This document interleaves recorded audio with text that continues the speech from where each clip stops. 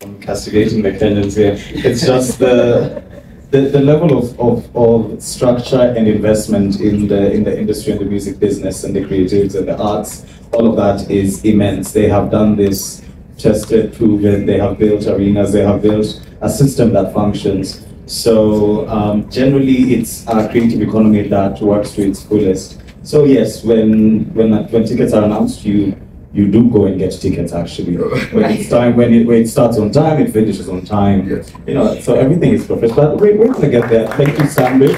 With Sandwich, we have started. So Yeah, that's true. By the way, in fact, if you don't mind my asking, I'll have you guys just sit right here.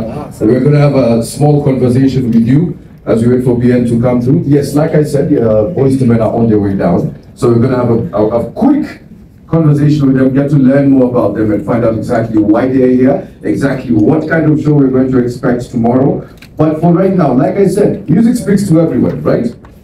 Just let me find out. No, Patrick, sorry, I didn't get your favorite Boys to Men song. End of the road. Why do we like the sad one? You know, there's so many beautiful. My favorite Boys to Men song is The Color of Love. I don't know if you know this one. Yes, The Color of Love. Favorite.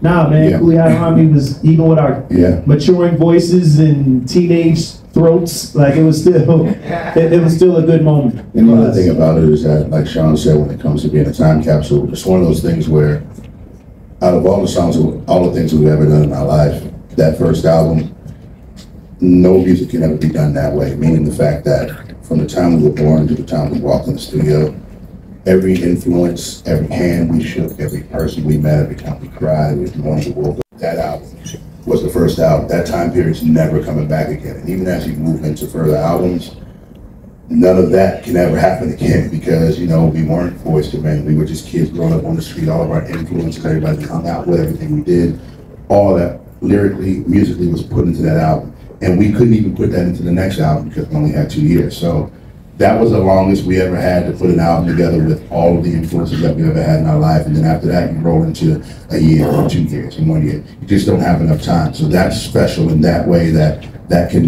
we don't have the time to ever do an album like that again. Okay. That's the same, I assume that's the same for Sauti Soul.